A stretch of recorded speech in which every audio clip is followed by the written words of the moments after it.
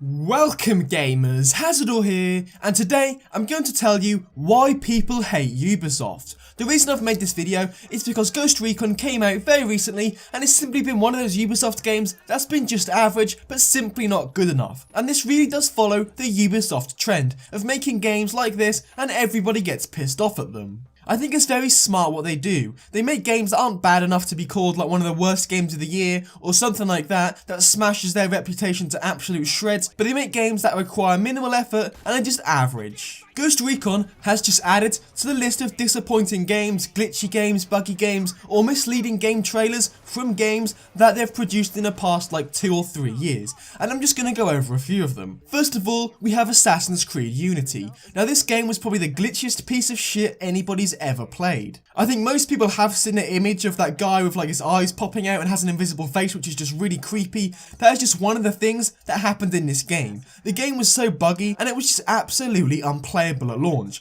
and that really did start the trend of people hating Assassin's Creed. I mean, proper hating anyway. Before this, of course, there were disappointments that people had, but I think Assassin's Creed Unity was where people started to turn on Ubisoft and get really toxic towards them. Then of course we had Watch Dogs, possibly one of the most overhyped video games of all time. It was portrayed as being the next GTA or something ridiculous like that, and it simply wasn't that. It was a boring world. Aiden Pierce was most probably the most boring character ever. The hacking was really simple, and overall it just wasn't a good game. Moving on forwards, we had The Division, another game that was massively overhyped. Again, people thought it was going to be like Game of the Year potential, but it simply didn't turn out to be that. It was an absolute grind fest. The PvP and end game was broken as well, and it just wasn't good enough compared to what the trailers were showing us. Another game that was massively overhyped. Then we move on to Cry Primal, which actually went under the radar a little bit, but I definitely noticed this. It was an absolutely awful game compared to the other games of the Far Cry series, especially 3 and 4. Switching out an RPG to a spear, who on earth wants that? Far Cry Primal was a massive flop and it didn't get enough hate it deserved in my opinion. And then we had Piranha that was released.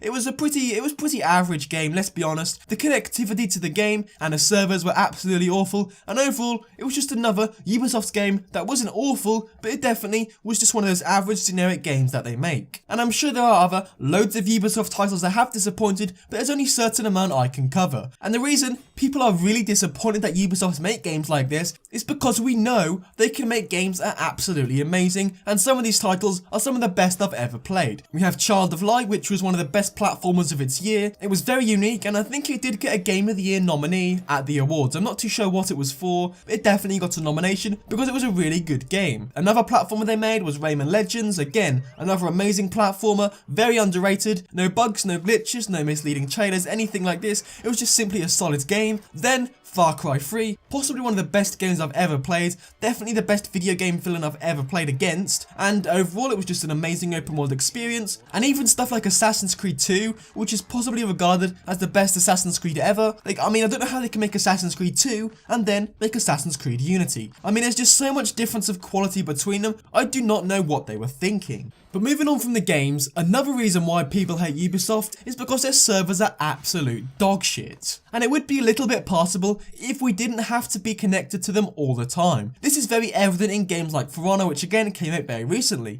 We have to be connected to their servers at all times, even when playing a campaign. I mean, the servers are not the end of the problems whatsoever. Microtransactions are in their games way too often, and in a lot of their games it sometimes does turn into a pay to win scenario. The overhype of the games they make are just absolutely ridiculous. Some of their titles just go way over the top, and the expectations are way too high. Misleading trailers, you can almost guarantee one of these for every single title Ubisoft releases. The glitches are absolutely everywhere. They're not in every single game, that is a little bit exaggerated, but there's definitely a lot of glitches in a lot of Ubisoft games. The bad PC ports are something that I haven't even covered yet, but they are quite persistent. Me personally, I'm not a PC gamer, so I haven't experienced this firsthand, but I've heard from a lot of people that PC ports of Ubisoft games are absolute trash, they're half-assed, and they really have not had enough effort put into them to warrant even putting the game on the PC. They're just literally unplayable. And then we move on to review embargoes. Now what does this actually mean? It basically means a specific date that Ubisoft puts that allows people to review their game online. And they tend to put their review embargoes very